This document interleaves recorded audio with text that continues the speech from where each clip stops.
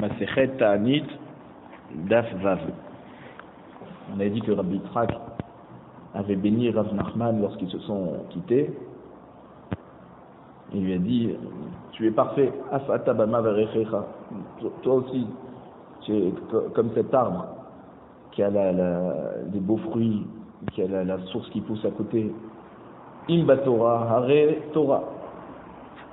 Si je vais te bénir, que tu puisses mériter d'être un grand en Torah, alors tu as déjà de la Torah. Imbe Osher, si c'est de la richesse, Hare Osher, tu as déjà de la richesse.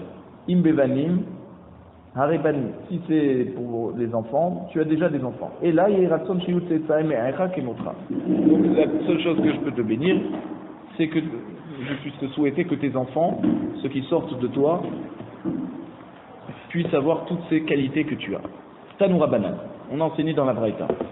Yoré chez Moré et Abriot. Donc on a dit toutes les différentes sortes de pluie. Quand on a dit Velnatati Metar Techem Be'aito, Yoré ou Malkosh. Alors Yoré, on a dit c'est la première pluie qui tombe en Treshvan. Chez Moré et Abriot. Pourquoi on l'appelle Yoré? C'est Milachon Hora'a, d'enseignement. Parce que elle indique cette première pluie, elle indique la période des pluies qui va commencer. Les Atiyach Gagotehen, donc les gens, elle leur indique que ça va commencer, donc il faut boucher, il faut enduire les toits, d'accord, pour qu'ils soient étanches. Ou les Achlis et Péroten, et que les gens puissent rentrer les fruits dans la maison. Ça veut dire que les fruits qui sont restés dans les champs pour sécher, et donc et pour que les gens puissent faire tous leurs besoins pour préparer l'hiver. D'accord? C'est arranger la maison, ils doivent s'adapter à l'hiver. Grâce à qui? Grâce à Yoré. Yoré, c'est la première pluie qui leur indique le début de l'épi. D'Avaracher, Yoré, c'est Milachon Revaya. Ça veut dire abreuver. Chez Marvé et à Aret. Ça veut dire que cette pluie, elle désaltère, voilà, elle désaltère la soif de la terre. C'est la première pluie. Donc la terre est sèche, elle a souffert tout l'hiver, tout l'été du manque de pluie. La première pluie, Yoré, elle vient comme ça désaltérer la terre. Ou Mashke ad tehom. Et en plus, elle peut nourrir la terre jusqu'au fond, jusque dans les profondeurs de la terre. Chez Nehemar, comme c'est écrit dans Teilim, c'est faire Teilim Perek Samerhet Pasuk Yudalet, Telameha Ravenachet Gedudea Birvivim Temogegenat Simchat Evarer.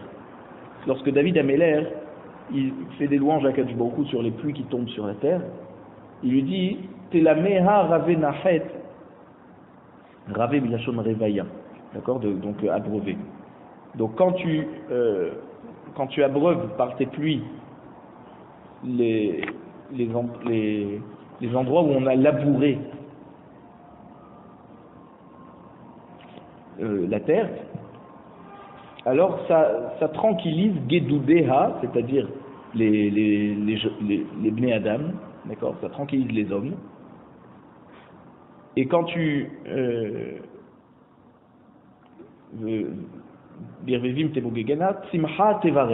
et quand tu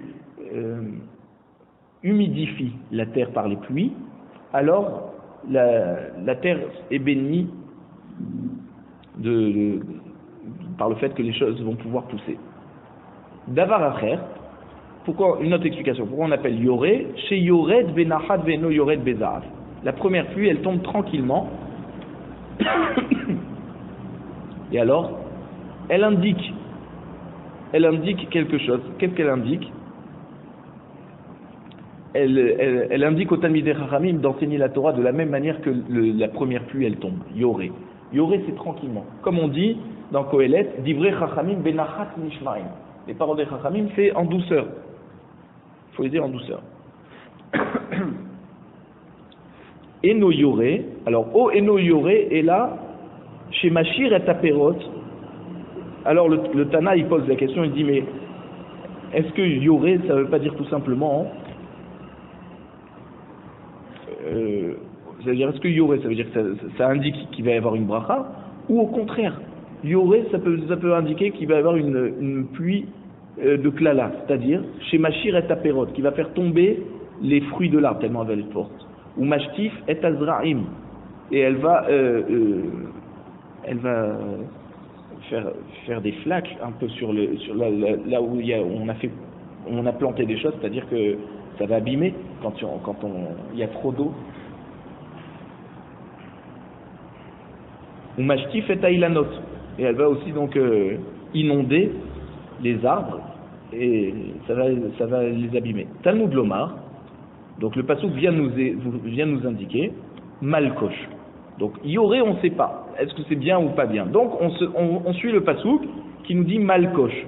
C'est quoi Malkosh? Ma Malkosh libracha, af yoré libracha. De même que Malkosh, c'est sûr que ça vient indiquer une bracha. Pourquoi? Parce que au moment où il y a Malkosh, on a dit que c'était la fin de l'hiver, les fruits ne sont déjà plus dans les arbres. Donc c'est pour ça que c'est une bonne, on risque pas d'avoir des fruits qui vont tomber à cause de ces pluies. Donc c'est une bracha ces pluies. Donc pareil pour yoré, c'est aussi une bracha. Alors la Gemara te dit, mais on peut aussi dire différemment. O eno malkosh, et la shema pilet abatim. Peut-être que malkosh en fait c'est aussi une pluie de klala qui fait tomber les maisons tellement c'est fort, malkosh. Ou mshaber et ailanot qui casse les arbres. Ou ma'ale et asakain qui fait monter, c'est une sorte de sauterelle. Et pourquoi on l'appelle malkosh? C'est en fait une contraction des deux mots de mal et kosh. C'est quoi mal? Mal c'est comme la mila. Donc la mila on coupe, ça fait donc. Et kosh, il a chonne caché, ça veut dire difficile, ça veut dire insupportable pour les récoltes. Talmud Lomar, yoré. Alors maintenant on va prendre malkosh de yoré. Ma yoré livracha. De même que yoré c'est une bracha. On avait dit que c'était la première pluie qui abreuvait la terre après l'été, qui avait, d'accord. Af malkosh libracha. Même malkosh, ces pluies qui sont plus fortes pendant l'hiver, à la fin de l'hiver, elles sont libracha. Yoré goufémine, maintenant d'où je sais que yoré c'est une bracha, puisque je m'étais posé la question avant, si c'était bracha ou klala. Et j'avais appris de malkosh. Alors maintenant que tu me dis, tiens, j'ai un problème avec malkosh, comment je vais me fixer par rapport à yoré? Yoré lui-même c'est un safek. Alors il te dit non, d'où je sais que yoré c'est une bracha, dirtiv, comme c'est écrit dans Yoel Perikbet Pasuk Kaf Gimel, ou Bnei Tzion, Gilou Vesimchou Bachem Elokechem. Donc Yoel dit au Bnei Israël, Yoel Hanavi, les enfants de Tzion, soyez joyeux et réjouissez avec Hachem, qui n'attan lachem et amoré l'isdaka, parce qu'il vous a donné la moré c'est yoré en fait, moré yoré. C'est une tzedaka, c'est un don qu'Hachem vous a fait. Va yoré de lachem geshem moré ou malkosh barishon, et qui vous a fait tomber la pluie alors que c'est plus la période des pluies. Et pourtant Hachem, ça fait 7 ans que vous souffrez de la famine, et Hachem à la fin de l'hiver il a commencé à vous donner des pluies, et on avait dit là-bas que ça avait poussé en quelques jours. Tanou Rabbanan, yoré b'mar cheshvan. Chachamim nous enseigne dans la Braïta, yoré c'est la pluie qui tombe en cheshvan, ou malkosh benissan. Malkosh c'est la pluie qui tombe en Nissan. Ata omer yoré b'mar cheshvan ou malkosh benissan, o eno ela yoré betishre ou malkosh be'iyar. Est-ce que tu dis que donc yoré c'est cheshvan et malkosh c'est en Nissan, ou alors que non, faut avancer. Yoré c'est une pluie qui tombe déjà en Tishri, et malkosh c'est une pluie qui tombe plus tard que Nissan, en Iyar, un mois plus tard. Talmud Lomar, le pasuk nous apprend Be'ito, puisqu'on a dit yoré Be'ito, yoré ou malkosh, on a dit, d'accord? Donc c'est en son temps. Donc le meilleur moment pour la première pluie, c'est en cheshvan, et pour malkosh, c'est en Nissan. Malkosh, pourquoi il s'appelle malkosh? Amar Amnehilaï bar Idi Amar Shmuel, Davar Shemal Kashiutehen Shel Israël. C'est quelque chose qui est choter, qui coupe, comme d'accord, le couteau de Mila, mal. Kashiutehen c'est ils coupent leur, comment on appelle, leur nuque raide, d'accord, leur orgueil, chez l'Israël. C'est-à-dire que lorsque la pluie ne tombe pas, les Bnei Israël font teshuva. Ils font des tarniot et donnent de la tzedaka. Donc c'est pour ça qu'on dit le mot malkosh. Malkosh, comme on avait dit plus tôt, ils coupent ce qui est difficile. D'accord, les gens qui sont difficiles, orgueilleux, qui pensent que c'est eux qui gèrent tout, ils voient à travers la pluie qu'ils sont vraiment dépendants d'Akadosh Baruch Hu. Débé Rabbi Shmuel Tana. Au nom de Rabbi Shmuel, on a enseigné. Davar, chez Malet voix Bekashéha. Pourquoi on appelle Malkosh? Alors Malkosh, c'est Milachon Malé Kash, rempli de paille. C'est-à-dire qu'au moment où la pluie, qui s'appelle Malkosh, tombe, les terrains sont déjà remplis de paille, c'est-à-dire de récolte, et cette pluie tombe directement sur les épis de blé, sur l'endroit où il y a les grains de blé, et elle termine leur maturité. Bemat nita tana, d'accord, dans la Braïta on a enseigné, Davar sheyored à la mélilot, vers la kachine. Pourquoi ça s'appelle Malkosh? C'est parce que c'est une pluie qui tombe sur les mélilotes. Donc mélilotes, on a dit, c'est la tête des épis de blé. Vers la kachine, et sur la paille qui est en dessous aussi, d'accord? Donc ceux qui sont durs, eh ben ils vont pouvoir devenir mûrs grâce à Malkosh. Tanoura banan, yoré bemar cheshvan ou Malkosh benissan. D'accord? La pluie qui tombe en cheshvan, elle s'appelle yoré, et celle qui tombe en Nissan, elle s'appelle Malkosh. Ata omer yoré bemar cheshvan ou eno ela de chodesh kislev. Vous voyez, tout à l'heure on avait posé la question si c'est en Tishri. D'accord?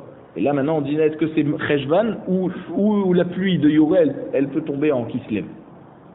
Tanoud lomar be'ito yoré ou Malkosh. On apprend que en son temps, c'est quand le meilleur moment. Ma Malkosh Be'ito, de même que Malkosh c'est Be'ito, c'est donc en Nissan, c'est à ce moment-là qu'on est juste avant la récolte, donc c'est à ce moment-là que les épis sont presque arrivés à la maturité. Af Yoré Be'ito, donc même Yoré, le bon moment c'est en Cheshvan.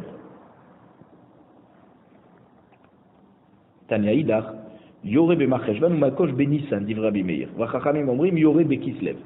Il y a une autre braïta qui nous enseigne qu'en fait c'est une marloquette. Yoré, d'après Rabbi Meir, c'est en Cheshvan et Malkosh c'est en Nissan. Et Chachamim pense que Yoré, c'est une pluie qui tombe un peu plus tard en Kislev. Man Chachamim, qui sont les Chachamim qui sont chokim sur Rabbi Meir, et quelle est leur raison? Amar Afrizda Rabbi Yossi, c'est Rabbi Yossi, d'Etania, parce qu'il y a une braïta qui nous enseigne qu'en fait les pluies sont divisées en 3 périodes.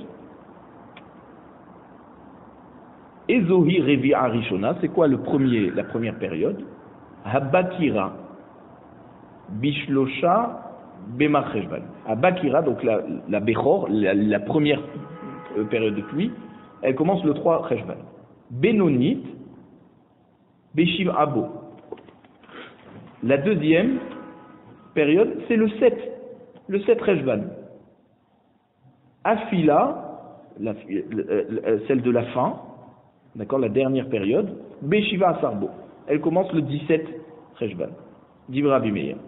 Rabbi Yehuda Omer, Beshiva, Veshiva Asar, Be'esrim Ushlosha. Rabbi Yehuda il décale, il dit la première période de pluie, elle commence le 7 Cheshvan et pas le 3. La deuxième le 17 Cheshvan et la troisième le 23 Cheshvan. Rabbi Yossi Omer, Rabbi Yossi dit, Veshiva Asar, Ve'esrim Ushlosha, Ve'berosh Kodesh Kislev. Rabbi Yossi pousse un peu plus loin et dit que la première période des pluies en Cheshvan, elle commence le 17 Cheshvan. Ensuite, la deuxième c'est le 23 et la troisième, la dernière, c'est déjà Rosh Chodesh Kislev. Vechen aya Rabbi Yossi Omer, et ainsi Rabbi Yossi enseignait que d'après sa manière de penser, la troisième période, d'accord, du début des pluies, en fait, elle est à Rosh Chodesh Kislev. Et quand en Chachamim ils ont dit dans la Mishnah qu'on va voir plus loin dans Daf Yud, que si la pluie n'est toujours pas tombée, alors c'est juste les Yechidim, donc les Talmidei Chachamim, les Chassidim, En hayachidim mit'anin ad sheyagia rosh chodesh kislev. D'accord, les premiers à jeûner, à prier, en fait, c'est les chassidim, d'accord, les talmidei chachamim. Eux déjà, si les pluies sont pas arrivées en kislev, déjà ils s'inquiètent, ils commencent à jeûner. Et d'après Rabbi aussi, c'est effectivement la troisième période du début des pluies. Donc, en fait, comme s'il y a eu 3 chances de démarrer la période des pluies. Si le 17, le 23 et Rosh Chodesh Kislev est arrivé et il n'y a toujours pas de pluie, alors là, les chassidim commencent déjà à jeûner. Amar Rafrizda, la Rabbi aussi. Rabbi Rafrizda nous dit que la halakha, donc, c'est effectivement comme Rabbi aussi. Donc, en fait, ça commence le 17 Rejvan, la période des pluies. Amemar matne leha de Rafrizda behalishna. Amemar, il enseignait ce que Rafrizda nous avait enseigné dans ce Lachon. On va voir plus loin dans la Mishnah, dans Daf Yud. Bishlosha bemar Rejvan shoalim et agshamim. Le 3 Rejvan, déjà on commence à demander les pluies. C'est-à-dire, Barech Alenu. Rabban Gamliel Omer, Beshiv Abo. Rabban Gamliel dit le 7. Pourquoi? Pour laisser le temps à ceux qui étaient venus en Eretz Israël pour les Chagim, de pouvoir arriver jusqu'au Nehar Perat. Amar Rafrizda Lacha Rabban Gamliel. Et là, Lacha est donc comme Rabban Gamliel qu'on commence à demander les pluies le 7 Rejvan. Keman Azla Hadetania, Rabban Shimon ben Gamliel Omer, Geshamim Sheyardu Shivar Yamim Ze Achar Ze, Atamone Bahen Revia Rishona Ushliya Ushlishit. Comme qui va cette braïta qui nous enseigne au nom de donc Rabban Shimon ben Gamliel qui nous dit les pluies qui sont tombées 7 jours consécutivement, alors ça, est-ce que tu comptes qu'il y a eu la première et la deuxième période de pluie et la troisième, puisque entre la première et la deuxième ou entre la deuxième et la troisième il n'y a que 7 jours. Et donc, il va y avoir que 2 périodes de pluie, puisque elles sont consécutives. Keman qui est Rabbi Yossi. Qui c'est qui va enseigner ça? C'est Rabbi Yossi. Pourquoi? Parce que Rabbi Yossi, il avait dit que la première période de pluie, elle commence le 17 Rejvan. Vous vous rappelez? La deuxième, le 23. Donc, entre le 17 et le 23, il y a 7 jours. Et entre le 23 jusqu'au 30, Rosh Chodesh, il y a aussi 7 jours. D'accord? Donc c'est pour ça que si ça tombe consécutivement, c'est comme si tu vas avoir 2 périodes de pluie qui ont été ensemble. Amar Rafrizda l'alakha qui est Rabbi aussi. Et Rafrizda nous a dit que l'alakha est comme Rabbi aussi. Donc il y a 7 jours d'écart. Bish lama revia rishona lishol shelishit leitanot shenia lemai. Il te dit alors si l'alakha est comme Rabbi aussi et qu'il y a 7 jours d'écart à chaque fois, alors je comprends que la première, on a besoin de savoir son Zman, d'accord, que ça commence donc le 17 Rejvan, pour savoir quand c'est qu'on demande les pluies. Ok. La troisième, j'ai besoin de savoir que c'est le 30 qui se lève, donc Rosh Chodesh, 30 Rejvan, premier, d'accord, c'est Rosh Chodesh qui se lève. J'ai besoin de savoir sa date pour savoir quand c'est qu'on commence à jeûner. Maintenant, celle du milieu, celle du 23, à quoi elle me sert? Amar Rabbi Zira nous dit, les Nedarim, par rapport à celui qui fait un vœu. Ditnan, parce qu'il y a une Mishnah dans Nedarim, d'Afsa Merbet qui nous dit, on tourne la page, Hanoder ad Geshamim, ad sheyu Geshamim, ad shetered revia shnia. Alors, si quelqu'un avait fait un vœu de ne rien profiter jusqu'à que je sais pas, par exemple, d'accord, il ne veut pas tirer profit de son voisin ou de quelque chose, jusqu'à que les pluies tombent. Il s'est donné tout ce temps, ok? Alors, ou alors celui qui dit Ad Geshamim ou Ad Sheyu Geshamim, jusqu'à que les pluies vont tomber. Bon, c'est juste le langage qui change, mais le sens est plus ou moins le même. Donc il veut s'interdire de quelque chose jusqu'à que les pluies tombent. Alors, c'est jusqu'à quand il ne peut pas profiter? Ad Shetered Revia Shnia, jusqu'à que la deuxième période de pluie commence. Ni la première, ni la troisième, mais la deuxième. Pourquoi? Parce que dans les Nedarim, on va, d'après l'habitude, le langage commun des gens, d'accord, le langage qui est utilisé par le commun des gens qu'on trouverait dans la rue. Et alors, c'est quand la période des pluies pour les gens? C'est à partir de la deuxième période de pluie en fait. La première où on demande, la troisième où on jeûne, c'est pas ça. C'est celle du milieu qui est considérée comme le début de la période des pluies pour les gens. Rav Zevi Damar, les étimes. Pourquoi on a besoin de la deuxième période de pluie, la deuxième date du début des pluies? C'est pour les olives, pour que les olives soient permises à la consommation. Ditnan, parce que c'est écrit dans Masechet PA. Il y a une Mishnah dans Masechet PA, Perekret Mishnah Aleph, qui nous dit mais matai kol adam mutarin beleket beshicha ou bpa. À partir de quand tous les gens, c'est-à-dire pas seulement les pauvres, mais même les riches, ont le droit de récupérer ce qui est resté dans les champs et qui est normalement réservé aux pauvres. D'accord? Mais si ça n'a pas été récupéré par les pauvres et c'est resté comme ça sur les champs, à partir de quand même les riches peuvent venir les chercher? Michel Rou Anemushot. À partir du moment où les Nemouchot s'en vont. On va expliquer ce que c'est les Nemouchot. Alors une fois que les Nemouchot sont passés, alors tout le monde a déjà désespéré de pouvoir récupérer quelque chose de là-bas. Et donc c'est pour ça que ça devient FKR et donc même les riches peuvent venir récupérer. Des Péret ou Béolélot. Péret ou Béolélot, c'est ce qui est resté dans les vignes.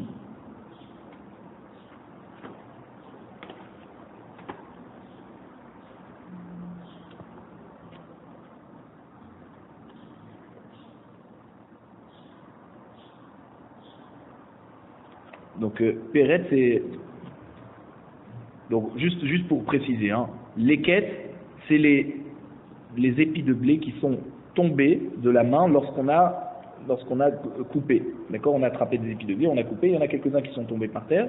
Donc c'est un ou deux comme ça. Et donc c'est seulement un ou deux, pas trois. À partir de trois, ça s'appelle plus les quêtes.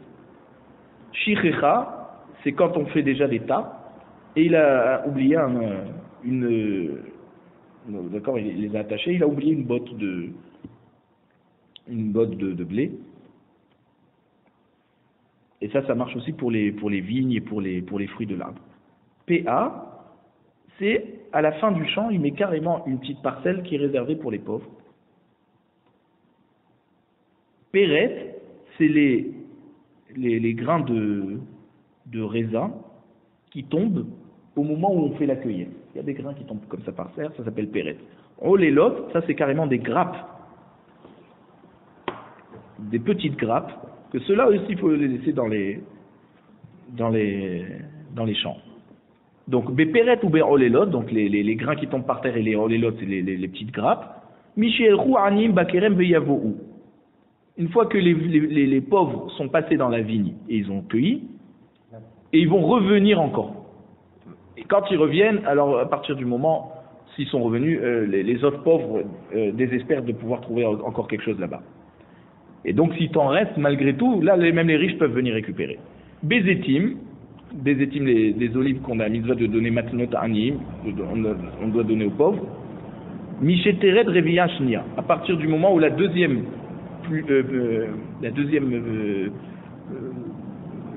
semence de pluie tombe. Ça c'est sûr qu'à ce moment-là, tous les pauvres ont déjà récupéré le maximum d'olives qu'ils pouvaient. Et donc les riches peuvent venir prendre. Maï Nemouchot, maintenant la Gemara veut savoir c'est quoi le mot Nemouchot. On a dit que l'eket Shechecha, une fois que les Nemouchot sont passés, tout le monde peut venir récupérer parce que forcément il ne va pas rester. S'il reste, ça sera vraiment très limité. Amar Bi Yohanan, savez des Azlé Atigra. Nemouchot, c'est les vieilles personnes qui marchent avec une canne et qui sont pauvres. Alors comme ils vont tellement doucement, c'est sûr que s'il reste un épi de blé, ils vont le trouver. Resh Lakish Amar, la côté, bâtard la côté. Alors Resh Lakish il dit que c'est quoi Nemouchot? Ça veut dire que quand le Hani, le pauvre va se baisser pour prendre ce qu'il trouve au sol, il y a son fils derrière lui qui va prendre ce que son père aurait oublié de prendre. D'accord? Donc c'est sûr que si le père et le fils ils sont passés un derrière l'autre, alors c'est sûr que accroupi, donc c'est sûr qu'il ne reste plus rien au sol.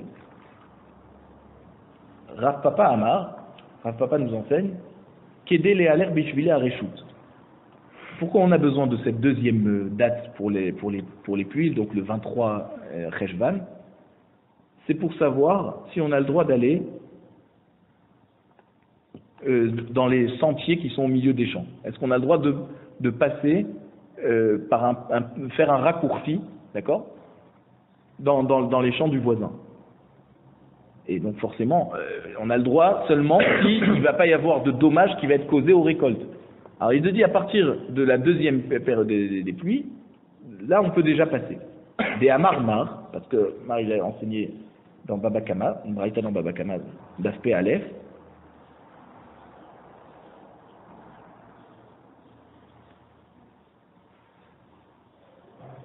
Parmi les 10 conditions que Yehoshua bin Nun a imposées aux Bnei Israël lorsqu'ils sont rentrés en Eretz Israël, une des conditions c'était Mehalchin kol adam bishvili hareshut. N'importe quelle personne a le droit de passer dans le champ de son prochain pour pouvoir faire un raccourci, et qu'on n'a pas le droit d'être makpid et d'interdire ça aux gens. Mais c'est seulement ad shetered revia rishona. C'est-à-dire que à partir de la deuxième période, ça veut dire on a le droit d'aller jusqu'à la deuxième période des pluies. C'est-à-dire qu'à ce moment-là, il n'y a plus rien dans les champs, donc il n'y a pas de nézek. Mais après ça c'est déjà, après la deuxième période de pluie, c'est déjà une période où on commence à faire pousser. Donc si tu marches dessus, parce que tu as pris un raccourci, tu vas m'abîmer ma récolte. Donc c'est pour ça qu'on a dit jusqu'à la deuxième période des pluies, on peut prendre des raccourcis. Rav Nachman bar Yitzchak Amar, Levaer Perot Shevi'it. La deuxième, Rav Nachman nous donne une autre raison, que cette deuxième date des pluies, le 23 Cheshvan, c'est pour que, ça veut dire brûler tous les fruits qui ont poussé dans l'année de la Shemitah. On n'a pas le droit d'en tirer profit. C'est-à-dire c'est quoi les vaer? C'est-à-dire on peut les manger, il faut qu'ils disparaissent, qu'il soit plus dans sa propriété. Ditnan, comme c'est écrit dans la Mishnah de Shvit, Perektet Mishnah Zayin, Admatai nehenin vesorfin, ça veut dire jusqu'à quand on a le droit de profiter de brûler Beteven ou Bekash el Shvit, avec la paille, d'accord, de la Shvit, Ad Shetered Reviashnia, jusqu'à que la deuxième pluie est tombée. Après, on n'a plus le droit de profiter de ça, de faire du feu pour en tirer profit, on doit faire du feu pour les brûler. Maïtarma, pourquoi cette deuxième pluie? Dirtiv, Veliven Techa Velachai Asher Be'artzecha. Pourquoi d'abord on n'a pas le droit de profiter des fruits de la Shvi'it, après le Zman Abiyao? Parce qu'il y a écrit Veliven Techa Velachai Asher Be'artzecha, Tie Kol Tevuata Le'echol. Et Chachamim, ils ont expliqué, Kol Zeman Shechaya Ochelet Basade, Achel Ivem Techa Babait. Tant que la bête sauvage elle mange des fruits dans le champ, alors ta béhéma qui est donc dans ton enclos chez toi à la maison, tu peux lui donner de la même sorte. Kala la chayamina sadeh, une fois qu'il n'y en a plus de cette sorte pour la bête sauvage qui est dans le champ, on n'en trouve plus ses fruits. Même la béhéma qui est dans la ferme, d'accord, donc qui est pas dans les champs, eh ben elle aussi elle pourra plus en manger.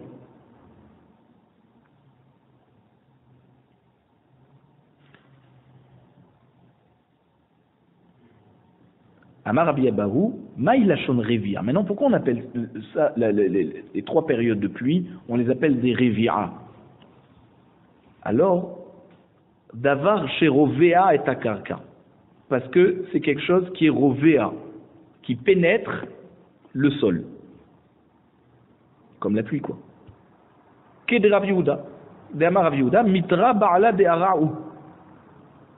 Donc, il dit, Mitra, la pluie, Rav Yehuda, Matar, la pluie, c'est le Baal du Karka, c'est le mâle mâle femelle, hein, d'accord? C'est le mâle concernant le Karka, c'est lui qui pénètre le Karka, le sol. Chez Nehemar, qui kacher yired hageshem ve'asheleg min hashamaim, ve'shama lo yashuv ki irva et aretz ve'olida ve'tzmicha.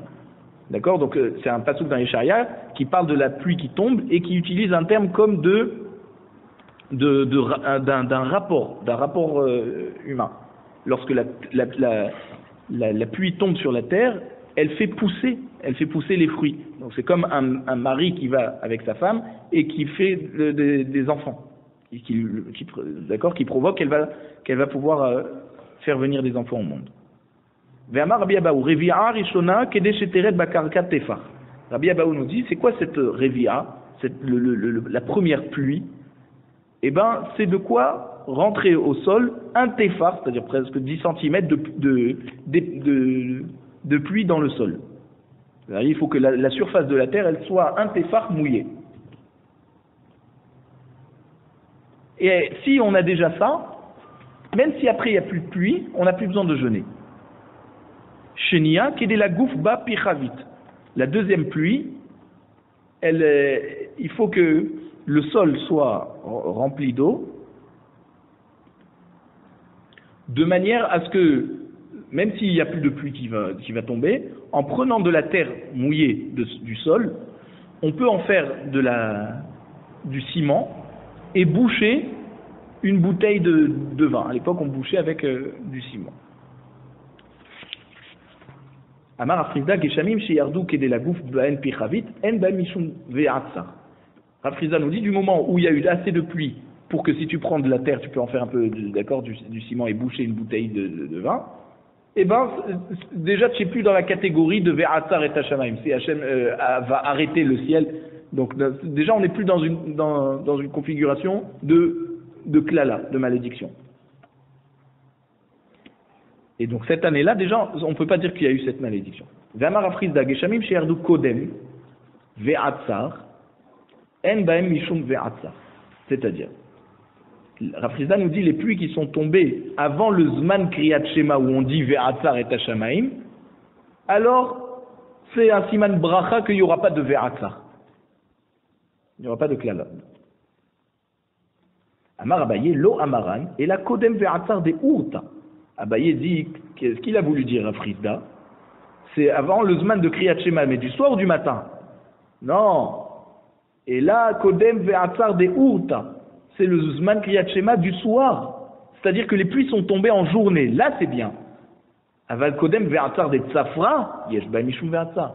Si elle tombe trop tôt, avant l'heure du matin, ou d'accord, juste avant le net, où on a le Zman de Kriyat Shema, si ces pluies tombent trop tôt, donc il fait encore nuit, alors c'est pas bon. Là, on est dans une klala. De'amar Rav Yehuda bar Yitzhak, Hané anane de Tzafra. Rav Yehuda bar Yitzhak nous dit, c'est nuages du matin, let behu meshacha. Ils n'ont rien. Ça veut dire, c'est pas de la pluie qu'il y a dedans. Même s'il y a de la pluie qui tombe de ces nuages, ça vaut rien du tout. Parce que c'est pas une bracha. Dirtiv, comme c'est écrit dans Hoshea, donc le Navi Hoshea a fait un reproche au Bnei Israël, Perekva Pasuk Dalet, Ma a'ese lecha Ephraim, Ma a'ese lecha Yehuda, Vechasdechem ka'anan boker. Ça veut dire, qu'est-ce que je vais faire de toi Ephraim et de toi Yehuda? Vos hasadim, d'accord, ne valent rien. C'est comme le nuage du matin qui n'apporte rien de bon. Amarle Rav Papa le Abaye. Rav Papa dit à Abaye. Vea amrein shebe miftah bave mitra. Voici que les gens ont l'habitude de dire que Bemiftah Bave Mitra Bar Hamara. Si, au moment où on ouvre les portes des maisons, donc c'est le matin, Miftah Bave Mitra, à ce moment-là il y a de la pluie, Bar Hamara. Alors on va chez c'est celui qui, le Hamara, c'est celui qui fait conduire les ânes, les Hamorim, d'accord? Et les Hamorim, ils sont en général pleins de paille, de récoltes sur eux, d'accord, pour les vendre. Mor sakar ugne, on lui dit, allez, rempile tes sacs et va retourner dormir. Parce que les pluies, elles sont tombées le matin,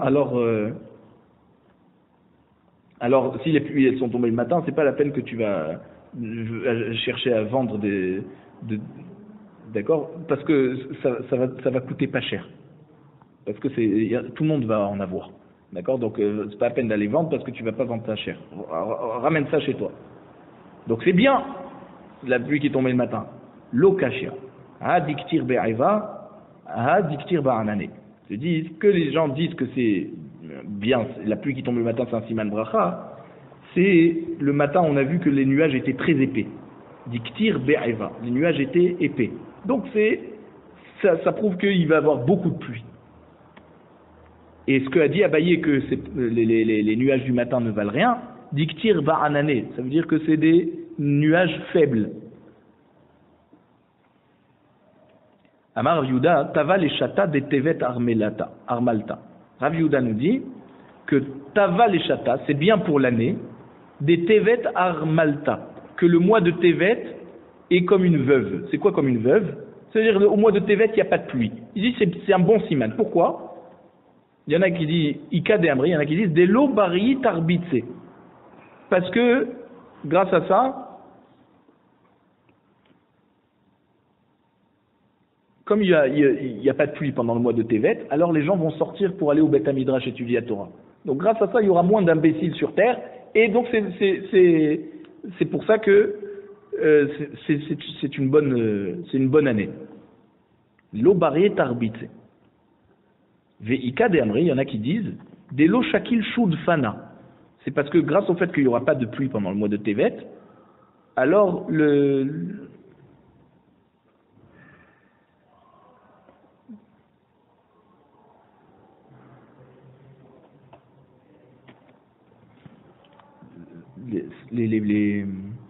les récoltes qui sont dans les sols ne seront pas remplies il n'y aura pas des flaques, elles ne seront pas inondées. Grâce au fait qu'il n'y a pas de pluie, la pluie qu'il y a eu avant a le temps de descendre dans le sol et forcément il n'y aura pas d'inondation dans les champs. Et ni, ah bon c'est comme ça, que c'est un bon siman si la pluie ne tombe pas en Tevet. Voici que Rav Hizda nous a dit que c'est bien pour une année que le Chodesh Tevet il est menouvelet. C'est quoi menouvelet? Sale. Ça veut dire que les chemins sont tellement sales, tellement boueux, tellement qu'il y a eu de la pluie. Et ça c'est un bon siman. Alors il faut savoir, l'eau kashia. Il te dit non, il n'y a pas de problème. Ha de atamitra meikara, ha de lo atamitra meikara. Il te dit quand c'est qu'on a dit que c'est-à-dire ce que Rav Yehuda a dit que c'est un bon siman que la pluie ne tombe pas en Tevet, c'est quand on a déjà eu de la pluie avant. Mais si Tevet est passé sans pluie, alors qu'avant aussi on n'a pas eu de pluie, alors là c'est sûr que c'est une klala.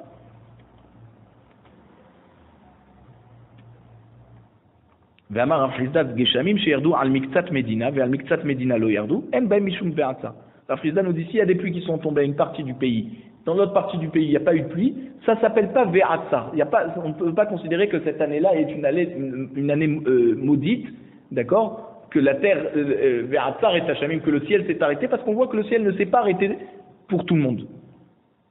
Et ni, ah bon, c'est pas une klala, ve'aktiv ve'gam anochi manarti mikem et hageshem be'od shlosha chodashim lakatzir ve'im tarti al ir echad ve'al ir echad lo amtir chelka achat timater ve'chelka asher lo tamtir alea tivash. On voit que dans Amos, le Navi Amos Perek Dalet Pasuk Zayin, il reproche aux Bnei Israël, et d'ailleurs il leur annonce une klala qui va être en fait qu'une ville va recevoir de la pluie, une autre ville ne va pas recevoir de la pluie. Donc c'est une klala. Et qu'est-ce que tu me dis que c'est pas une klala tant que ça n'a pas concerné tout le monde? Amarav Yehuda, Amarav Shtehen li klala. Alors il dit c'est dans les deux cas c'est une klala. Si ça tombe sur une ville et pas sur une autre ville, c'est aussi une klala.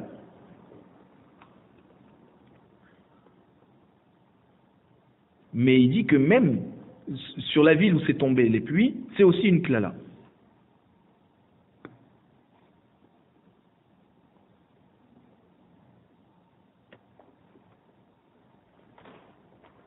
Donc Rav Hizda qui nous a dit que c'est pas une klala, il y a un problème.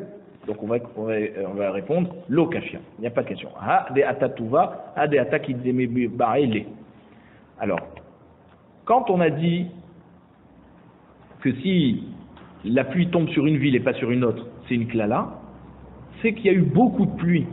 Au lieu que ça se soit d'accord, au lieu que toutes les villes aient reçu une quantité suffisante de pluie, c'est une ville qui a reçu toutes les pluies. Bien sûr que ça va faire des inondations là-bas, et c'est une klala. Mais si cette ville qui a reçu de la pluie a reçu la quantité suffisante, et pas plus, d'accord, ce qu'elle aurait dû recevoir, alors là c'est une bracha.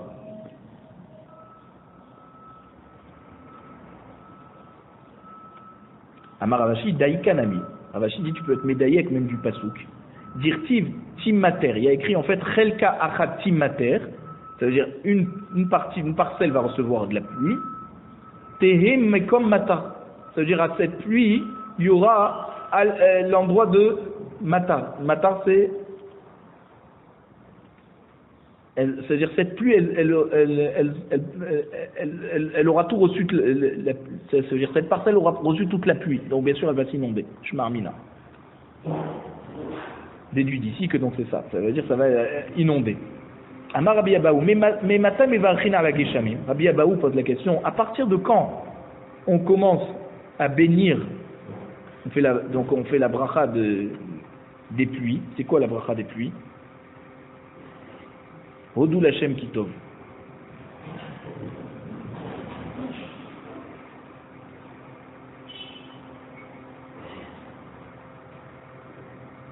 On va voir. Mishétse Khatan Ikrat Kala. À partir du moment où le Khatan peut sortir vers la Kala, c'est-à-dire, c'est une image en fait, hein.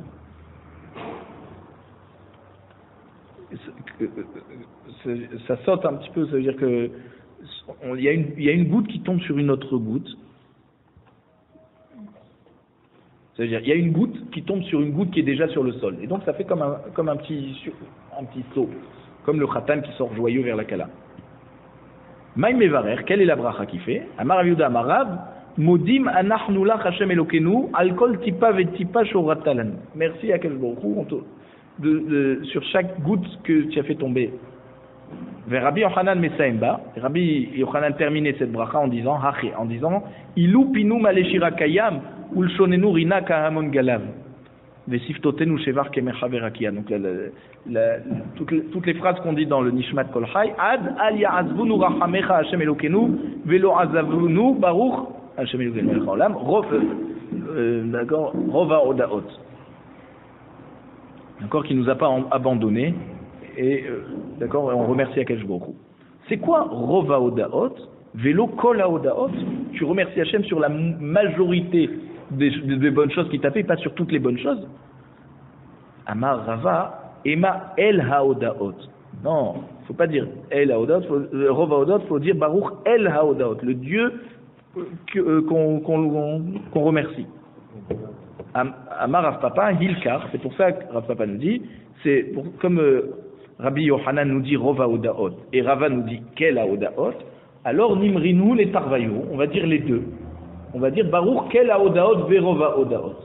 Que là, ça indiquera clairement qu'on remercie Hachem par beaucoup ça veut dire qu'on remercie Hachem pour les nombreuses raisons qui nous poussent à le remercier. Rov milachon rabot, nombreux.